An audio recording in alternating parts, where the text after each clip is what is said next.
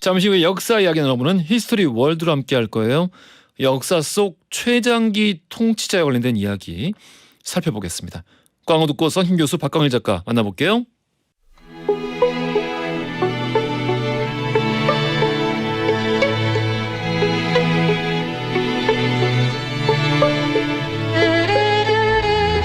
과거 속 역사를 통해 현재를 들여다봅니다. 히스토리 월드 역사 여행 전문가 역사 귀요미 박광일 작가님 나오셨고요. 안녕하십니까? 안녕하세요. 박광일입니다. 야사의 달인 역사 개그맨 선신 교수님 나오셨습니다. 안녕하십니까? 짐이 곧 국가다. 어. 썬킴 인사드리겠습니다. 짐이 카터. 옛날에 욕처럼 쓰이기도 했었죠. 그래요. 강다현님이 제가 제일 좋아하는 역사 코너 차분하게 할 말 다 하시는 박광일 작가님, 오버를 해서라도 박학다식을 대방출하는 선희 교수님 어서 오세요 해주셨고, 변지우님은 웅디가 대신 물어봐 주세요. 녹색창에 선희 교수님 이름을 검색했는데 프로필 사진을 보고 깜짝 놀랐습니다. 왜 그 사진으로 하셨는지 변경 안 하실 건가요? 궁금해요 하셨는데 저 사진이 한 3년 전 사진인데 약주를 한잔 하시고 알딸딸한 상태에서 찍은 사진이에요. 굉장히 그 어떤 그 세상에 불만이 많은 약간 어떻게 보면 분노의 어떤 그 얼굴이라고 할까? 굉장히 마음에 들어요. 보니까 본인이 한 거네요. 제가 이거 해달라고 한 거예요. 네. 본인 참여 8월 27일에 본인이 사진 보내서 이게 제가 하셨군요. 메일 보냈어요. 이거 제일 마음에 드는 사진이었구나. 이게 제일 마음에 든다니까요. 잠깐 이거 좀 크게 좀 볼까? 어우, 괜찮은데요? 괜찮다니까요. 머리 하얀색으로 다시 한번 해보세요. 아니 지금 하얀색이 벌써 되고 있어요. 자연적으로. 조금만 기다려봐요. 한 1년만 기다려봐. 알겠습니다. 1750님께서 선신 교수님의 완벽한 얼굴을 마스크 없이 보니까 원래 클래스가 다른 분이셨지 싶네요. 1750님 언제 한번 SBS 오시면 제가 식사 대접해드리겠습니다. 이런 침묵 옳지 않습니다. 왜요? 청취자와 이렇게 그 어떤 사적인 만남을 추진하는 것 좋지 않아요. 아니, 그리고 그러니까 저희랑 식사를 안 했어요. 야, 그러고 보니까 그러네. 우리 또 코로나 좀 약간 안정되면 회식 한번 해야죠. 회식을 진짜 한다고? 코로나가 좀 안정되면. 우리는 뭐 하는데 선기 교수님 온다고? 왜냐면 선기 교수님이 여러분들 모르시겠지만 밖에서 식사를 안 하세요. 밖에서 식사를 안 해. 밖에서 전혀 안 해. 식사 자체를 거의 안 해요. 대체 왜 그러는 거야? 왜 그렇게 까탈스럽게 살아요? 한번 회식 한번 합시다. 네. 진짜. 알겠습니다. 네. 자, 우리 이번 주 월요일이었던 6월 13일 영국의 엘리자베스 2세 여왕이 세계 역사상 두 번째로 긴 기간 동안 왕위에 오른 군주가 됐습니다. 요거 한번 정리 좀 해주시죠. 네, 1926년 4월 21일생입니다. 그 엘리자베스 2세 여왕이. 그래서 올해 이제 96세가 되는데요. 아까 말씀하신 13일이 재위 기준으로 70년 127일을 기록했습니다. 그 전까지 이제 1위였던, 그러니까 사실은 이제 그 2위라고 하지만 이제 조금 이따 말씀드리겠습니다. 1위였던 태국의 이제 푸미폰 국왕을 이제 하루 차이로 이제 넘어섰다라고 볼 수가 있는데요. 푸미폰? 네, 태국의 푸미폰 아두나댓. 아두나댓. 지금 와치랄롱콘 국왕 아버지. 맞습니다. 네. 태국의 이제 정신적인 지주라고 알려진 분인데요. 예. 그런데 이제 1위는 실제로 이제 태영왕으로 불렀던 프랑스 루이 14세로 72년 110일 동안 왕자를 지켰지만 섭정 과정이 있습니다. 그렇지. 그래서 실제 통치 기간으로 본다면 지금 말씀드렸던 엘리자베스 2세 여왕이 이제 세계 1위가 된다라고 저쪽 서방 측에서 주장을 하고 있습니다. 그러니까 섭정 기간을 포함을 안 했구나. 네. 그러니까 루이 14세가 가장 오래 한 걸로 알고 있었는데 루이 14세가 들으면 약간 기분 나쁘겠네요. 뭐 이미 돌아가셨는데요. 뭐. 그렇죠. 근데 이 엘리자베스 2세 여왕 얘기 나올 때마다 참 안 된 게 짠한 것이 찰스 왕태자예요. 예. 찰스 왕태자는 직업이 그냥 스탠바이예요. 그리고 이제 앞으로도 영원히 오직했으면 영국 왕실에서 원래는 왕위 계승순위 1위인데 현실적으로 다음 왕은 불가능해. 왕세 손으로 넘기자 한 번 그렇지. 건너뛰고. 그렇죠. 그게 이제 사실은 고구려에서도 똑같은 일이 벌어졌었으니까. 네, 그래서 이제 장수왕의 아들이었던 대고추가, 그러니까 그 당시 이제 고추가라 그러면은 왕실에서 최고위층을 가리키는 말인데. 고추가. 네, 근데 그 고추가였고 고추가요. 세자였던 태자였던 조다가 결국은 먼저 생을 마감을 합니다. 아, 예. 예, 그래서 이제 그 손자로 그래서 문자 명왕으로 넘어가기도 했었으니 예. 이제 그런 면에서 볼 때 조금 이제 비슷한 상황이 벌어지지 않을까라는 생각을 하고 있습니다. 그렇군요. 엘리자베스 2세 여왕 26년생인데 26년생이면은 박경리 작가가 26년생이고요. 그리고 체게바라보다는 2살 더 많으신 거죠. 체게바라 말고 저기 그 체게바라 같이 혁명했던 피델 카스트로랑 동갑이에요. 그 이제 좀 얼마 전에 안타깝게 작고하신 송해 선생님이 실제로는 25년생이거든요. 송해 선생님보다 한 살 어리신 거예요. 그렇군요. 네. 아이고. 그러니까 볼드모트도 26년생이라고. 네. 소설 속에서. 네. 그러니까 엘리자베스 2세 여왕 빼고는 유명한 분들은 지금 다 이제 이미 그 세상 떠나셨어요. 참 장수하시는 것 같습니다. 건강하게. 2년 더 제외하면은 어쨌든 섭정 기간 뭐 넘어서는 거죠. 그래서 그래서 세계 이것저것 1위가 안 되는 따져도 거죠. 네. 1위네요. 네, 그렇습니다. 근데 이게 참 애매한 게 기간을 어디까지를 정하느냐가 중요할 것 같아요.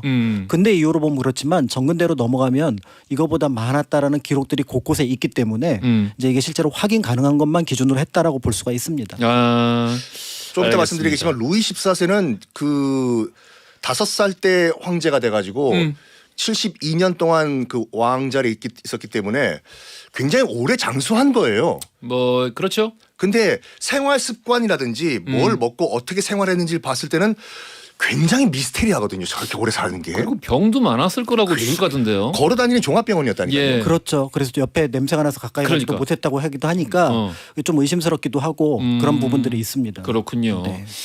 어쨌든 본인은 태양왕 되고 본인이 심어놓은 어떤 그 분쟁의 씨앗으로 16세는 죽고. 야, 뭐 아무튼 14세 대단한 사람입니다. 네. 자, 오늘 역사 속 최장기 통치자 이야기 나눠볼 텐데요. 어떤 이야기부터 나올지 궁금합니다. 네, 최장기 통치자라고 해서 이제 최장기와 관련된 우리나라 쪽 왕과 관련된 내용들을 좀 살펴봤습니다. 그래서 일단은 뭐 조선시대 가장 재위 기간이 오래되었고 나이가 많았던 왕으로는 영조 임금을 꼽을 수가 있는데요. 그렇지. 네. 아들을 죽이고 오래 사셨어요. 네, 재위 기간이 52년, 그다음에 향년이 83세 정도였으니까 조선시대 이제 왕이 46세 또는 47세가 평균 나이로 보고 있거든요. 그러니까 거기에 비하면은 거의 2배 정도 살았다라고 볼 수가 있는 겁니다. 그런데 이제 그 재위 기간이 아니라 즉위 당시 나이로 친다 그러면 이제 그 영조 같은 경우는 30살에 즉위를 했거든요. 그런데 이제 즉위했던 나이로 치면은 태조 이성계가 57세에 즉위를 하게 됩니다. 그거 길게도 안 했어. 네, 그리고 네. 이제 왕위는 한 9년 정도, 10년 정도 있었고, 그다음 7년 정도 있었고, 그다음에 왕에서 물러나고 9년 정도 있었어요. 예, 상황으로. 네, 그러니까 실제로 왕 노릇은 몇 년 못했지만 돌아가신 나이 기준으로 보면 75세라는 점에서 꽤 오래 이제 장수한 쪽에 들어간다고 볼 수가 있고요. 예. 그런데 이제 아무래도 이런 어떤 조선시대 상황들을 보면은 왕이라는 존재가 장수하기는 어려웠던 것 같다라는 생각을 하게 됩니다. 평균 재위 기간이 한 19년 정도. 스트레스 받아서 그런가? 그렇습니다. 그래서 보통 즉위했던 나이는 20대 초중반이 되고요. 예. 그다음에 이제 생을 마감하는 게 40대 중반이 되는데 한 19년 정도만 어떻게 보면 살았다라고 볼 수가 있는 거죠. 달달달 볶으니까. 네, 그런 면에서 이제 도대체 영조는 어떻게 해서 이렇게 오랫동안 장수를 할 수 있었는가? 오히려 이제 그게 이제 연구의 대상이라고 할 수 있습니다. 태양왕 루이 14세가 그렇게 오랫동안 살았던 것이 미스터리라면은 이제 영조의 그 장수에 대해서는 굉장히 그럴 수밖에 없었다라는 결론들이 곳곳에서 이제 출현을 하고 있는 거죠. 막 아침에 일어나서 스쿼트 막 한 20세트 하고. 그렇죠. 스쿼트 20세트 하고 팔굽혀펴기 하고 그다음에 플랭크 좀 하고 뭐 이랬을 것 같은 느낌이 드는데 애석하게도 승정원 일기는 그런 기록은 나오지는 않고요. 다른 기록이 나옵니다. 다른 기록. 네, 평생 7,000번 정도 건강 검진을 했습니다. 그러니까 이게 영조 생각하면은 복잡해요. 저는 마음이. 아들은 죽이고 본인은 오래 살고 싶어서 아주 그냥 야 별걸 다 했더라고. 그럼요. 그래서 보통 이제 승정원에서 그러니까 원래 이제 임금들에게 5일마다 한 번씩 내의원을 불러서 검진을 받는 것이 매뉴얼이었습니다. 그런데 사실은 대부분의 왕들이 그 매뉴얼을 지키지 않아요. 한 달에 한 번 어의를 부를까 말까 하는 것이 일반적이었습니다. 그런데 영조 같은 경우는 아까 그 내용을 일자로 한번 계산을 해봤더니 3일에 한 번 정도 내의원을 찾거나 아니면 어의를 불러서 검진을 받았던 거고요. 건강검진 자주 받을수록 좋아요. 그래요? 네. 그러니까 이제 그리고 내용 가서 이제 뭐 CT도 찍고 그다음에 엑스레이도 찍고 아마 이러시지 않았을까. 오늘 약간 개그를 하시려고 하시네. 왜 그래? 왜 남이 좀 웃겨보려고 그런 거야? 그 질투를 하고 막 아니, 자기는 너무 재밌어 그러면서 재밌어가지고. 응? 아우 못됐어. 얄미워. 네.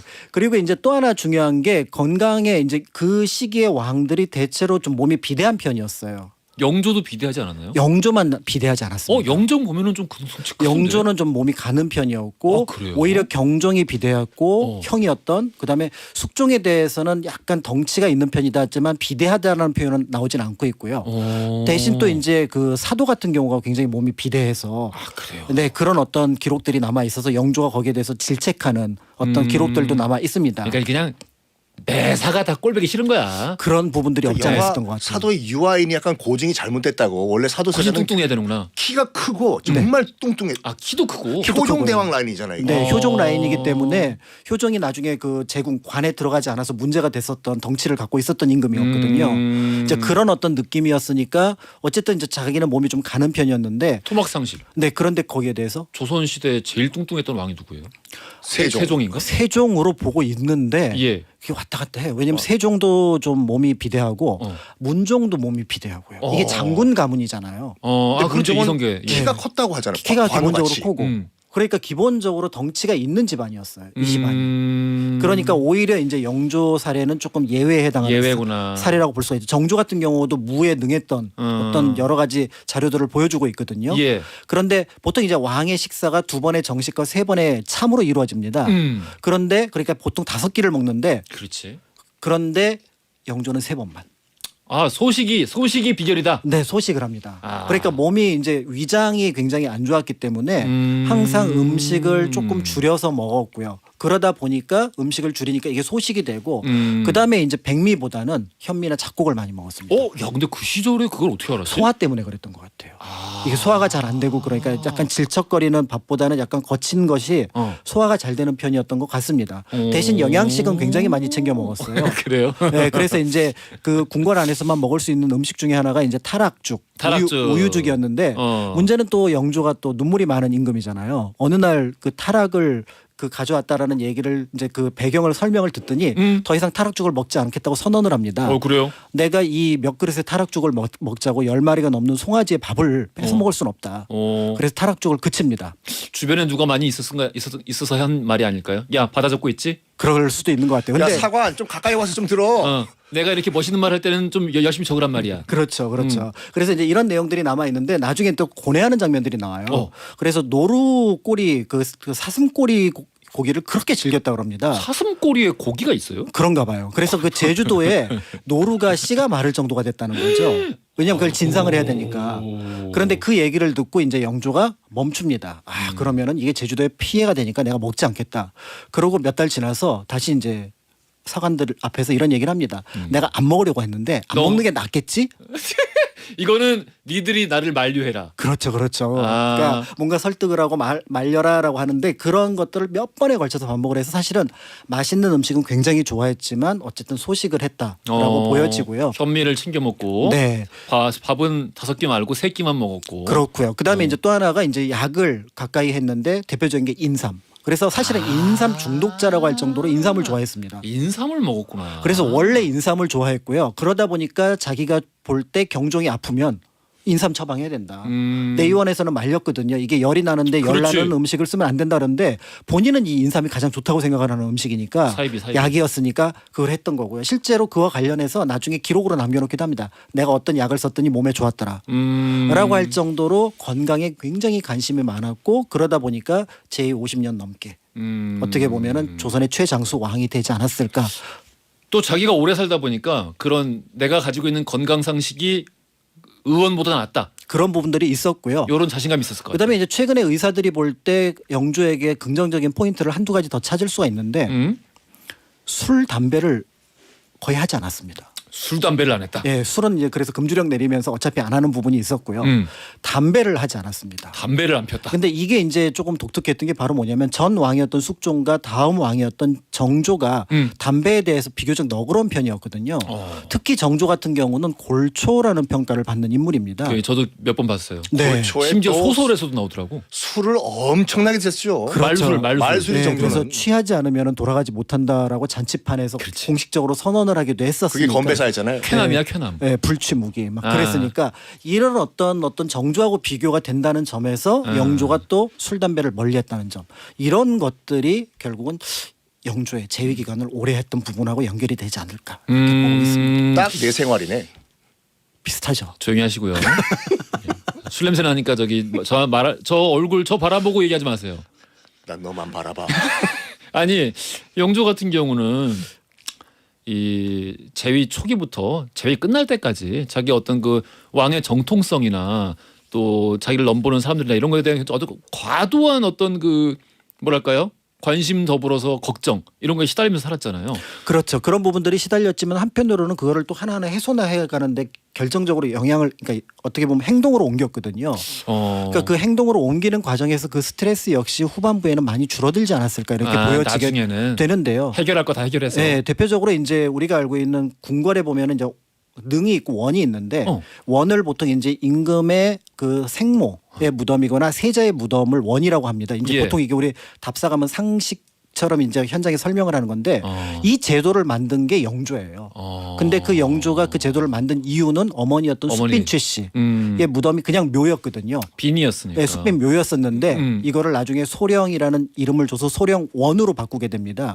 그러면서 왕비 정도는 아니지만 그래도 보통의 대군보다는 높은 위치에 설정을 하게 되면서 그거를 공식화시키는 과정을 거치게 되거든요.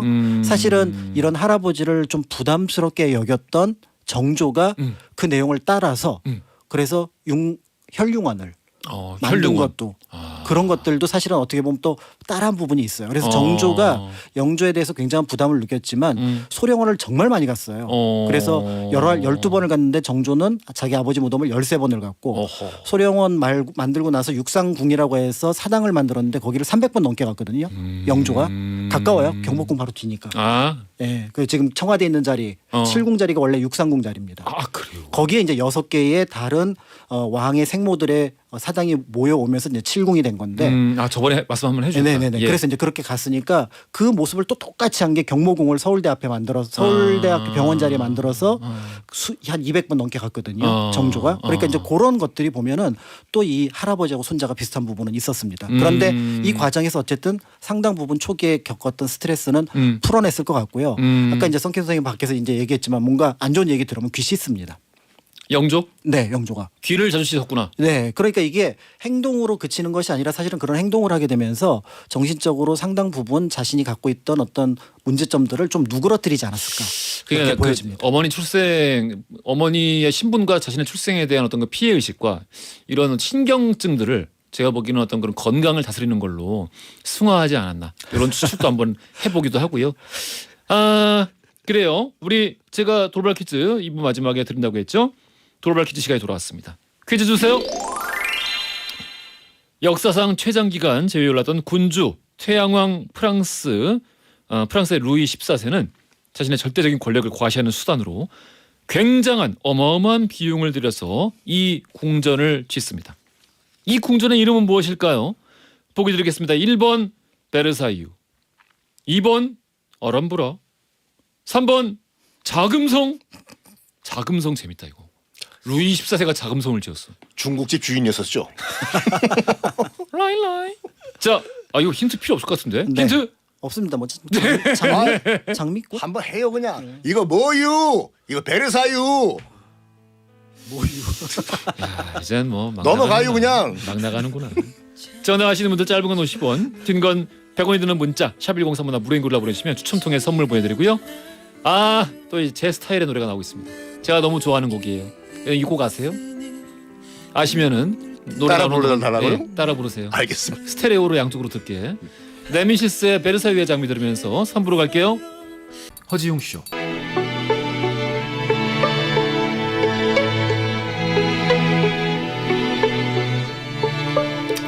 허지웅 쇼 3부로 돌아왔습니다. 베르사유 왜 안 불렀어요? 불러달라 그랬잖아 내가. 우리가 알고 있는 그 만화 영화 캔디와 같은 그런 만화가 아니군요. 베르사유 장미 애니메 그 만화는 캔디랑 완전 다른 거예요. 캔디랑 헷갈려요. 캔디랑. 어떻게 헷갈릴 수가 있어? 네가 오늘 술값 쏘니 안 쏘니랑. 아니 뭐야? 안소니는 캔디고. 그러니까 헷갈려. 베르사유 항상. 장미는 저기 오스카리랑 앙드레지. 이게 캐릭터가 비슷해서 그런지 헷갈려요. 둘 아니 다. 장미가 많이 나와서 그래요. 앙뚜아네트도 나오고. 장미 이따 설명드릴게요. 난 어렸을 때 베르사유 장미를 보면서 프랑스 혁명을 배우고 앙드레가 되고 싶었어요. 나는 커서 앙드레가 돼야지. 만화로 배우셨군요. 베르사유 장미 만화책이에요. 만화책으로 프랑스 혁명을 배우셨네. 그렇습니다. 저도 조선왕조실록을 만화로 배웠습니다. 그렇군요. 알겠습니다. 7510님이 힌트 바다에 가서 배를 사유. 알겠어요.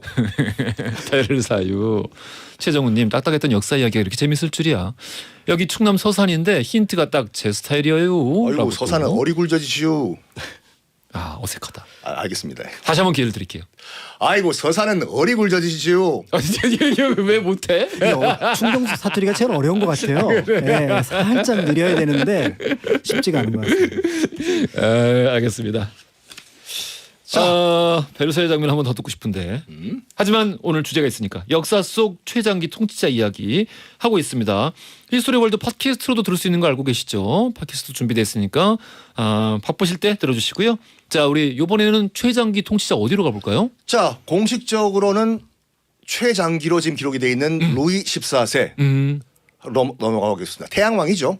태양왕. 네. 뭐 여러분들 뭐 브라더 루이라는 노래 기억하시죠? 브라더 루이. 그 노래 아시는 분들은 건강 조심하십시오. 50대 이상이시죠. 뭐야? 자 루이 14세 태양왕 같은 경우에는 이 루이 13세가 그 리슐리의 재산과 나라를 재건하려다가 갑자기 둘이 거의 동시에 사망을 해요. 그래서 얼떨결에 5살 어린 나이에 왕이 됩니다. 루이 14세가. 그 아까 말씀하신 것처럼 이제 섭정이 시작이 되지요. 이제 그 여러 단계의 섭정을 거치는데 이 섭정 과정에서 이제 마자랭이라는 그 이탈리아 출신 추기경 출신 재상이 등장을 해요. 마자랭. 근데 의도는 좋았어. 프랑스를 재건하겠다라는 마자랭이라는 섭정의 그 의도는 좋았는데 너무 강력하게 약간 조광조 같이 밀어붙이다 보니까 반발이 심했어요. 특히 이 법관 귀족들이라고 하죠. 그러니까 법관 귀족들, 일반 귀족들 아니 왜 우리 보고 세금을 더 내란 말이야, 마자랭. 그 이 루이 14세 어머니가 안 도트라슈 오스트리아 출신이잖아요. 안 웃어야지. 네? 그래가지고 무슨 얘기가 났냐면 아니 이 프랑스가 오스트리아 출신의 왕비와 이탈리아 출신의 추기경에 의해서 거덜이 나고 있다. 들고 일어나자 해서 일어난 것이 우리가 알고 있는 프롱드의 난 1차, 2차 난이지 않습니까? 프롱드가 이제 프랑스어로 투석기 또는 새총이란 말인데 마자랭 집 앞에 가가지고 새총을 쏘고 돌을 던졌다고 해서 프롱드의 난이거든요. 던지면서 마자랭 맞아라. 그만 좀 하라니까. 그래가지고 일단 프롱드의 난 밀란이 일어난 거예요. 한마디로 두 번이나. 두 번에 1차, 2차 도망을 갑니다. 이 10살이었어요. 루이 14세가 엄마인 그 안도트라시오와 마자랭과 함께 파리를 벗어나는데 그 한 10년 동안의 이 프롱드의 난 때문에 굉장히 그때 트라우마가 생긴 거예요. 마자랭이 아니면 프랑스가 10살짜리 루이 14세가 루이 14세가 그러니까 야 계약하면 안 돼. 그러니까 왕권이 이렇게 약하구나. 민중은 저도 제 의견이 아니에요. 민중은 밟아서 제압을 해야 되는구나. 라고 이 장면만 따로 편집해서 우리 너튜브에 올리도록 하겠습니다. 야, 오늘 이거는 허지웅 씨의 공식 입장이 아닙니다. 이거 루이 14세가 얘기해요. 어떻게 지금 이거 오디오 물리게 2022년에 편집하더니 오디오 물리게 이런 이야기를 루이 14세가 한 말이야. 예. 그러니까 절대 왕권이 필요하구나 예. 라고 느꼈어요. 그때 그 프롱드의 난 때 거의 죽을 뻔했기 때문에 어느 정도였냐면 10살짜리가 도망을 가다가 이제 이제 군중들이 왕궁까지 쳐들어 들어왔어요. 근데 도망을 가려다가 못 가게 된 거야. 그래서 엄마인 안 도트라시가 뭐라고 얘기했냐면 어린 10살짜리 그 루이 14세 보고 빨리 다시 침실로 들어가가지고 자는 척하라고. 자는 척하라. 폭도가 들어온 한이 있더라도 절대 깨면 안 된다. 그래서 이 시민군들이 들어와요. 들어가지고 아이 뭐 왕 어디 갔어? 자는구만. 야 이 자는 왕이가 어떻게 해? 야 자는 왕까지 우리 죽일 필요는 없잖아. 그 어리고 어리고 일단 나가자. 그거 얼마나 덜덜덜 떨면서 자는 척하면서 봤을까. 루이 14세는 진짜 큰 트라우마에 시달리게 되는 거예요. 그러겠네. 그래가지고 나중에 당시 섭정이었던 이 마자랭 재상이 사망한 다음에 당시 이제 프랑스는 어떤 시스템이었냐면 관습적으로 왕 말고 이 재상 추기경 출신 재상이 섭정을 하는 것이 당연시 됐거든요. 그래서 다른 귀족들과 이제 신하들이 물어본 거예요. 루이 14세 보고 다음 재상은 누가 될 것이고 누구 명령을 들어야 될 겁니까? 며칠 동안 대답을 안 해요. 루이 14세가. 다시 와 사람들. 저기요. 다음 재상은 누가 될 것이고 또 누구 명령을 들어야 됩니까? 이게 문 상태가 안 좋아서 베르사유 공주를 지었구나. 루브르가 이게 문이 무거워. 그러니까 문이 무거워서. 이때 루이 14세가 20살 때 이런 말을 해요. 섭정이 이제 시작 끝나고 누구 말을 들어야 됩니까? 앞으로는 내 말을 들어라. 재상은 없다. 앞으로 오늘부터는 왕인 내가 프랑스를 통치한다. 친정 선언을 해버려요. 재상 필요 없다. 재상 필요 없다. 그런 다음에 뭘 하냐면 이 절대 왕권을 유지하기 위해서 만들기 위해서 뭐가 필요하냐면 지방 권력을 없애야 된다. 지방 권력을 수도 파리로 이제 끌어모으기 위해서는 뭘 해야 되냐? 파티를 열자. 파티를 열자. 오늘 밤 너와 나 단둘이 있어. 파티 숑트. 그래가지고 뭘 하냐면 파리 교회에 그 노래 아시는 분들도 건강 조심하시고 아니야. 파리 교회에 있던 당시 약간 그 왕궁 사냥터였던 이 베르사유 궁을 확대 재건축을 해요. 엄청난 규모로 지금 베르사유 궁전에 그 규모로 짓습니다. 그런 다음에 지방 귀족들을 다 불러 모아요. 불러 모은 다음에 매일 밤 파티를 해요. 그러니까 가보시면 아시겠지만 그 베르사유 궁의 거울방 같은 경우에는 지금 봐도 너무 눈이 돌아가잖아요. 그러니까 지방 귀족들이 오면 눈 돌아간 거예요. 그리고 매일 밤 파티를 열어주니까 선물 주고 루이 14세가 궁전이 그러니까 당대 제일 잘 나가는 클럽인 거야. 클럽이죠.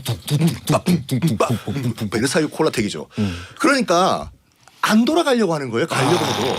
당시 지방에서 어떤 얘기가 돌았냐면 베르사유의 파티에 초대가 안 되면 정치적으로 사망한 것이다 라고 해가지고 뇌물을 줘서까지 난 베르사유 가겠다 지방에서. 그리고 안 가려고 해요. 난 여기서 놀겠다. 지방 권력을 틀어잡은 거예요. 드디어. 어느 정도였냐면 그 당시 이 베르사유 궁전이 완공됐을 때 그 지금 정원에 1200그루의 오렌지 나무를 심었어요. 왜?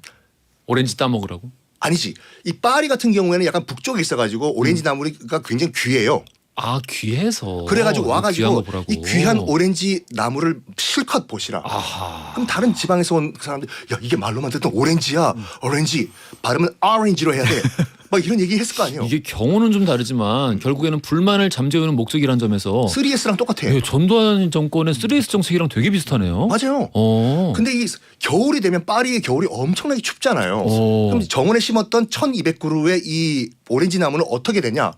다 궁궐 안으로 뽑아서 들어가. 헐. 봄 되면 다시 갖고 와 또 심어. 베르사유 궁전을 이거 지으면서 솔직히 그때부터 프랑스를 망하기 시작한 거예요. 그러니까 맞아. 이게 정말 엄청난 토목공사니까. 16세는 억울해. 응? 16세는 정말 억울한 거예요. 그러니까. 15세, 14세가 불쌍해.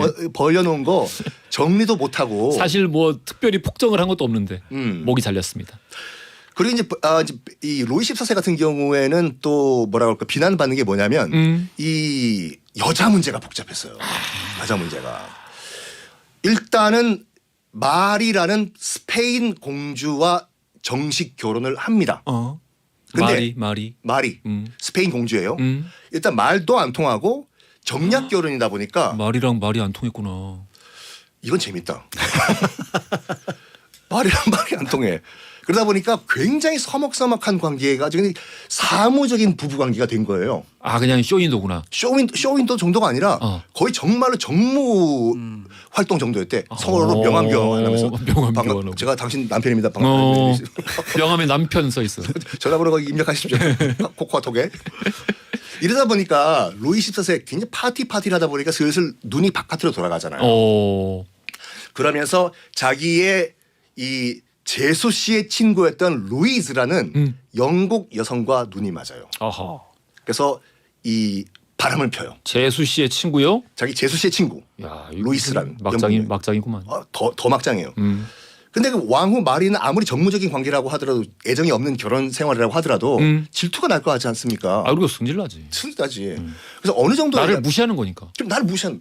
적어도 내가 왕비인데 너 뭐냐고. 그래서 어떻게 하냐면 이 루이스가 출산을 하게 돼요. 출산한 거 알았어. 출산을 하게 돼요? 출산한 다음에 몇 시간 후에 파티를 열어요. 너 오라고. 너 왕비가 명령 내는데 안 와? 정말 피눈물을 흘리고 그 루이스는 찾아갔대요. 그 파티에 참석을 하러. 이런 식으로 복수를 한 거예요. 근데 루이스가 또 피눈물을 흘릴 또 일이 터집니다. 왜? 몽테스팡이라고 해서 그 베르사유 궁 안에 있던 시녀거든요. 루이 14세가 또 몽테스팡과 시녀가 몽테스판을 건드렸어요? 눈이 맞아버려요. 아이고. 여기에 루이스가 충격을 받은 거예요. 어머 왜 저러지? 그래가지고 충격을 받고 수도원에 들어가가지고 평생 그냥 수녀로 속죄하면서 살았대요. 그래요. 내가 뭘 했을까? 내가 뭘 했을까? 이 몽테스팡 아직 왕비는 살아 있어요. 그 말이 스페인에. 이 몽테스팡이라는 그 여인과 또 바람을 피우는데 꽤 오래 살았어요. 한 10몇 년 살면서 6명의 자녀를 뒀어요. 6명이나? 6명의 자녀를 뒀어요. 근데 이 나이가 점점 들어가잖아요. 루이 14세가 또 이제 눈을 바람을 피려고 이제 하는 거죠, 이제. 근데 이 몽테스팡 부인이 뭘 하냐면 내가 나이가 들어가지고 루이 14세의 눈길이 바깥으로 도는 것이다. 젊음을 내가 되찾아야 된다. 해가지고 뭘 하냐면 마녀를 찾아가. 실제로. 그래서 피로 목욕을 하나요? 응? 피로 목욕을 해? 아니, 아니야? 너무 영화를 많이 봤어. 아니요. 바토리 백작. 참. 그래가지고 젊음을 다시 되돌릴 수 있는 포션, 마약을 그 비약을 사가지고 누가 영화를 많이 본 거야 지금? 이걸 마시고 네. 그 약간 뭐라고 할까 그 루이 14세가 눈길을 주는 여인들에게 저주의 구슬하고 똑같아요 동서고금. 그러니까 조선 시대랑 겹쳐지네요. 이게 딱 걸린 거예요 루이 14세한테.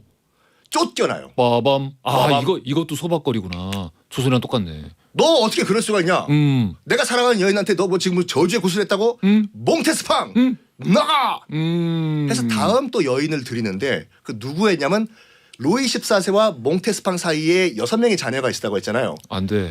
그 6명 자녀의 거긴 건들지 마. 유모, 베이비시터와 눈이 맞아서 결혼을 합니다. 근데 이렇게 매번 결혼할 때 좋았을까? 왜냐면은 이제 결혼 안 해서 근데 사실혼 관계예요. 그러니까 루이 14세는 이제 이미 나이도 많고 뚱뚱하고 몸에서 냄새도 엄청 심했다 그러고 왕 아니면은 사실 이렇게 뭐 결혼하고 싶진 않았을 것 같아. 제가 직접 물어볼 수도 있는 것도 아니고. 근데 지금 방금 말씀하셨잖아요. 뚱뚱하고 다리가 굉장히 가늘었다고 해요. 그 냄새 나고. 냄새가 왜 났냐면 썩는 냄새. 이 루이 14세가 굉장히 그 약간 이른바 관종이었어요. 오페라를 보면은 그 연극이 끝나고 난 후 박수를 치면서 저기 연극 배우들한테 박수를 쳐야 되잖아요. 그렇지. 아니야. 발코니에서 연극을 보던 루이 14세가 일어난 다음에 왕 나 여기 있습니다. 나한테 박수 치라고 자기가 박수를 받아야 돼요. 그리고 어느 정도 관심을 끌어야 되냐면 베르사유 궁은 일요일이면 일반 백성들에게도 개방을 했어요. 왜 그러냐?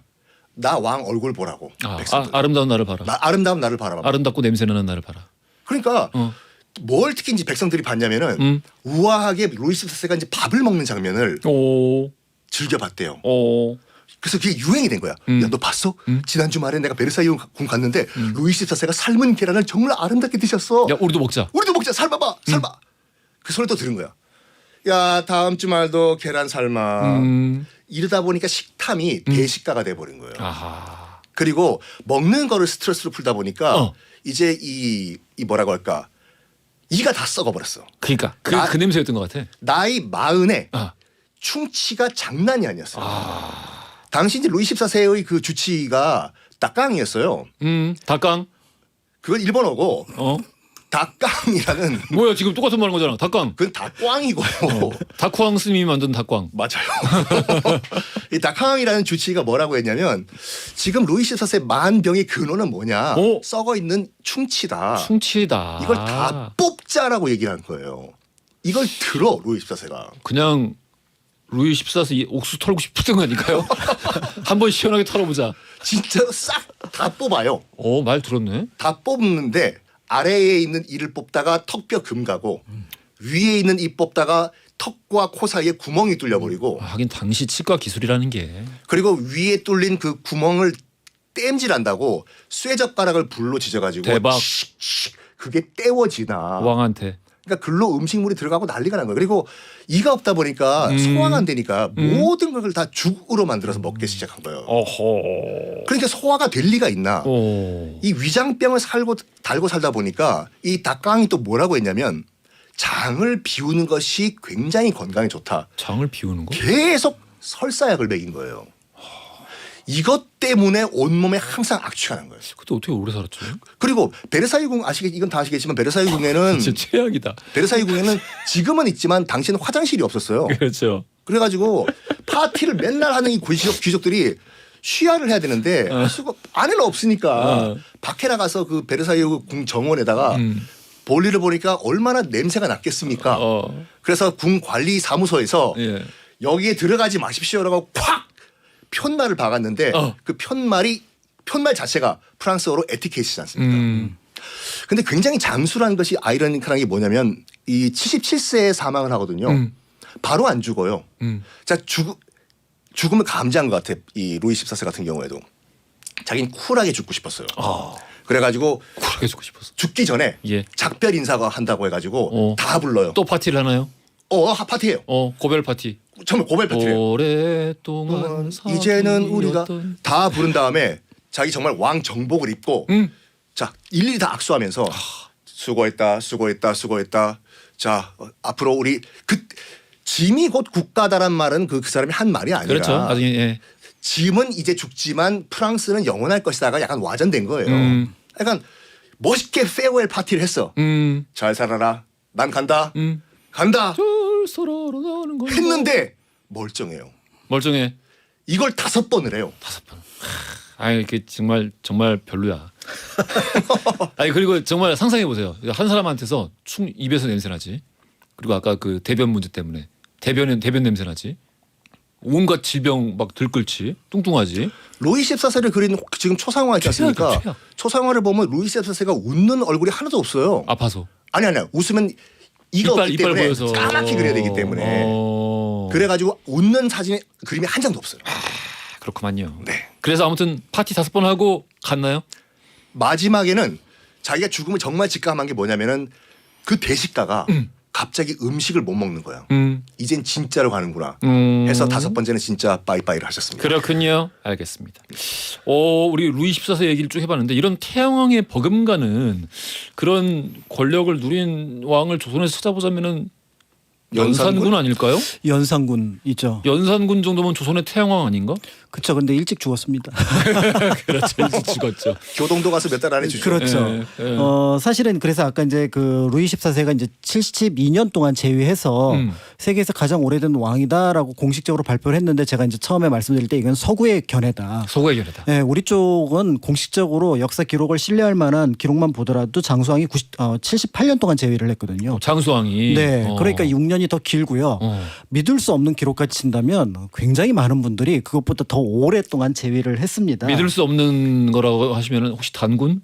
단군은 이제 맨 마지막에 이제 말씀을 드릴 거고요. 예를 들어서 이제 그 우리나라에서 가장 오래 이제 나이가 들어서 즉위한 왕인데 차대왕 같은 경우 고구려 때 차대왕이 76세, 그다음에 신대왕이 77세에 즉위를 합니다. 예. 그리고 77세. 네. 그리고 이제 그 전에 이제 왕이 있었던 태조왕 같은 경우는 7살에 왕에 올라서 100살에 다음 왕인 이제 신대왕의 왕위를 물려주니까 재위 기간이 93년이 되고요. 어휴. 그리고 19년을 더 살았으니까 119세까지 살았다고 합니다. 가능한 건가?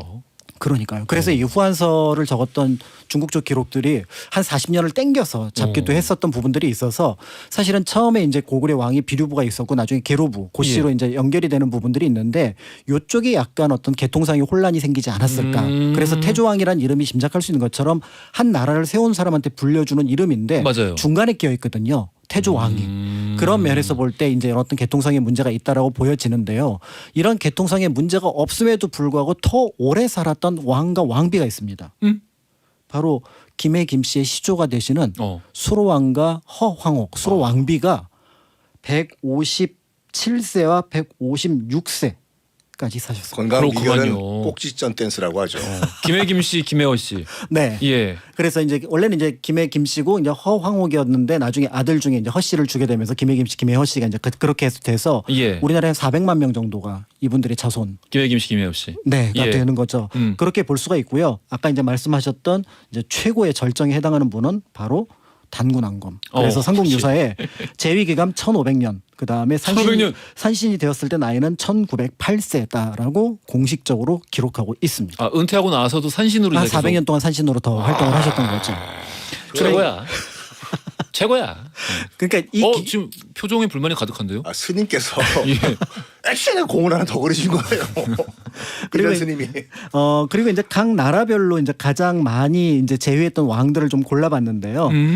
신라 같은 경우는 박혁거세가 이제 혁거세. 61년이었고 사실은 이게 기록에 요건 신뢰가 없다면은 진평왕이 54년 동안 제위를 했으니까 굉장히 오랫동안 제위를 했다라고 볼 수가 있고요. 근데 뭐 혁거세 61년 이 정도는 그래도 신빙성 있는 거 아니에요? 신빙성이 있죠. 그런데 예. 이제 그 뒷부분이 이제 신화하고 연결이 되는 부분들이 있어서 그래서 이제 신뢰도에 조금 의문이 있다라고 보여지고요. 예. 백제 같은 경우는 고이왕이 52년 제위를 했습니다. 그리고 발해는 문왕이 56년이고요.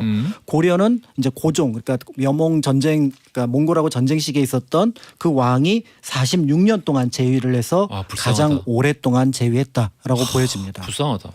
그렇죠. 그 전쟁만 하다가 죽은 거 아니야? 그렇죠. 그래서 고종의 무덤은 실제로 이제 강화도에 있습니다. 아이고. 네, 그렇게 이제 보여지고요. 그런데 이제 앞에서 말씀드렸던 이 그 장수왕과 관련해서 사실은 여러 가지 면을 살펴볼 수 있는데 물론 이제 태왕 루이 14세도 굉장히 정치에 있어서 프랑스의 특색을 드러냈다고 보여지지만 결국 장수왕 덕분에 고구려가 그 몇백 년의 시기를 더 연결할 수 있었던 그러니까 오래 제의를 하는 것에 그치는 것이 아니라 그것이 연륜으로 반영이 돼서 외교 관계의 바탕이 되기도 했었고요. 한편으로 이제 장수왕이 마지막에 이제 선택한 것 중에 하나가 바로 뭐냐면 도읍지를 옮긴 겁니다. 국내성에서 평양으로 옮겼죠. 그 평양에서 다시 이제 대성산성에서 지금의 우리가 알고 있는 대동강 쪽으로 옮긴 거는 또 100몇 년이 지나서이긴 한데요.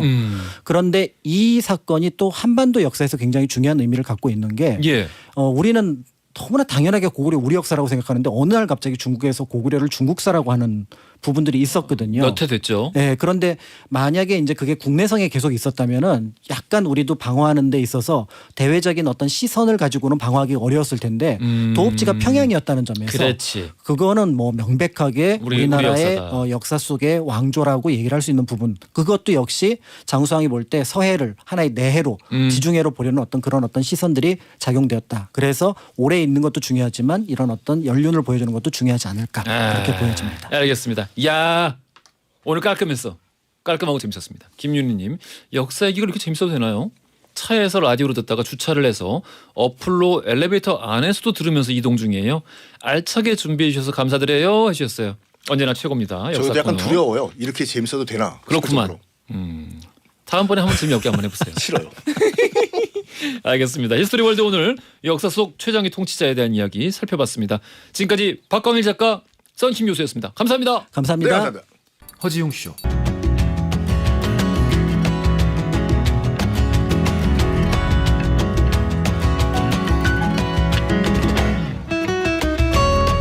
하루를 읽어보는 시간, 나의 친애하는 하루.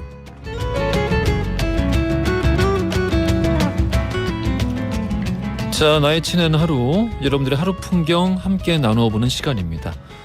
추첨 통해서 선물도 보내드리고요. 8554님, 옹디 너무 신기한 일이 있어서 문자를 보내요. 며칠 전에 제 동생이 운동을 하다가 허리 디스크 때문에 병원 진료를 받았는데요. 척추뼈 하나가 선천적으로 없어서 디스크가 생겼다는 거예요.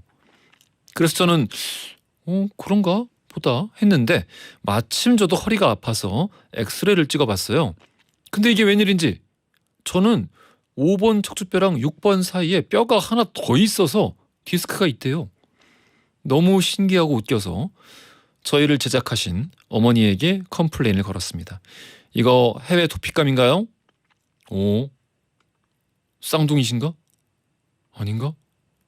이야, 이럴 수도 있나요? 동생은 척추뼈 하나가 없고 8554님은 척추뼈 하나가 더 있고 이야, 어머니에게 컴플레인을 걸어봤자 이미 만드신 지 오래돼가지고 지금은 소용이 없지 않나. AS도 힘들지 않나라는 생각이 들고요. 근데 건강에는 큰 이상 없겠죠? 디스크가 더 발전하지 않도록 꾸준하게 운동 좀 해주셔야 될 것 같습니다. 등이랑 허리요. 조심하세요. 3중 구조 베개. 이거 맞춤형 선물이네요. 3중 구조 베개 선물로 드리겠습니다. 임금옥님 4년 만에 임상병리사 일을 다시 시작했습니다. 오늘 첫 번째 출근을 했는데 긴장되고 떨리네요. 오전이 진짜 빨리 지나갔어요. 점심시간이 12시부터 2시까지라서요. 옹디 목소리 매일 들을 수 있을 것 같습니다. 막내인데 나이는 제일 많아요. 저 잘할 수 있겠죠? 그러시군요. 임금옥님 막내인데 나이는 제일 많고 하지만 무난하게 잘 적응해서 열심히 잘 하실 거라고 믿어 의심치 않습니다. 늘 허지웅 씨하고도 함께 해주시고요. 감사합니다. 탈모 샴푸 보내드릴 거예요. 이숙자님이 청해 주셨습니다. 진우션의 How Deep Is Your Love, How Deep Is Your Love 듣고 돌아오겠습니다. 7745님이 청해 주셨어요. MRJ의 Feel So Good까지 듣고 왔습니다. 9738님 요양병원으로 출근을 한 지 3일차인데요. 어르신들이 귀엽다고 엉덩이를 그렇게 두들기세요. 어린이가 된 것 같아요. 로비에 방송 켜놨거든요. 남자 엉덩이 그렇게 때리는 거 아니라고 말씀 좀 해주세요. 요양병원이면은 이제 많이 어르신들이 이제 계신 곳이겠죠. 이렇게 엉덩이 치시면 안 되는데 또 치지 말라고 정색하고 얘기하기도 좀 애매하겠네요. 나중에 좀 귀엽게 한번 말씀해 보시죠. 치지 말라고. 야 이거 치지 말라는 걸 귀엽게 얘기해야 한다니. 그래요. 어르신들이 좀 칠 수도 있죠? 라고는 얘기 안 하겠습니다. 별로 치는 거 안 좋은 것 같은데 뭐라고 하기가 참 애매하다. 세상은 참 애매한 문제들이 많아요. 그렇죠? 듀얼 액상 콜라겐 보내드릴게요. 김미애님 오늘은 점심에 식당에서 LA 갈비가 나와서 산처럼 소복하게 떠다가 먹었습니다. 시원하게 아이스 커피 한 잔하면 금상첨화인데 이곳은 시골에 있는 회사인지라 아무것도 없네요. 시골에 있는 회사인데 점심에 LA 갈비가 산처럼. 이야 너무 좋은데요? 아이스 커피는 그냥 저기 그거 있잖아요. 카 X 그거 뭐 그냥 사서 찬물에 드시면 되죠. LA 갈비 먹고 싶다. 산처럼 쌓아서. 최고다. 어디예요? 그 회사 어디입니까? 이야, 부럽습니다. 돈가스 세트 보내드릴게요. 9088님 옹디 제가 올해로 입사 20년 차인데요. 매일 반복되는 일상에 지쳐서인지 슬럼프에 빠져서 회사를 그만둬야 하나 싶을 정도로 힘듭니다. 그런데 그걸 알고 직장 상사분이 저에게 이제껏 충분히 잘했고 앞으로도 잘할 거다 위로를 해주시는데 눈물이 왈칵 쏟아지더라고요. 이제 마음 먹고 마음 잡고 슬럼프 극복해보려고요. 이사님 감사합니다. 슬럼프 오실 때쯤 됐고 반복된다는 게 사람 참 지치게 만들어요. 그렇죠? 그런 지치는 마음을 치유해 줄 수 있는 게 사실 간단한데 네가 얼마나 열심히 하고 있는지 알고 있고 늘 고맙다는 말 그게 참 중요한데 늘 반복되는 일을 하는 사람이다 보면은 주변 사람들에게 당연한 존재로 인식되기 편합니다. 이렇게 당연한 존재가 되면은 금방 지쳐서 그만두게 되죠. 이사님이 참 현명하시네요. 우리 모두 절대 당연한 일을 하는 사람이 당연한 사람이 아니라는 거를 서로에게 좀 자주 이야기하면서 살았으면 좋겠습니다. 이사님이 먼저 실천을 하셨네요. 무선 저주파 마사지기 보내드리겠습니다. 3402님이 신청해 주셨어요. 크라잉넛의 좋지 아니한가 그리고 시네마의 모비딕까지 두 곡 듣고 올게요. 허지웅 쇼 오늘 마무리할 시간입니다. 내일은 드러머 김관진 씨와 함께 난세의 가능으로 함께 할 거고요. 기대해 주세요. 자 엔딩송입니다. 김영기님 워커홀릭, 커피홀릭, 콜프홀릭 많은 홀릭이 있지만 뭐니 해도 최고의 홀릭은 러브홀릭 아닐까요? 러브홀릭의 러브홀릭 신청합니다 해주셨어요. 커피 쿠폰 보내드릴 거고요. 자 이 노래 들으시면서 저는 내일 낮 12시 5분에 다시 찾아뵙겠습니다. 지금까지 허중이었습니다.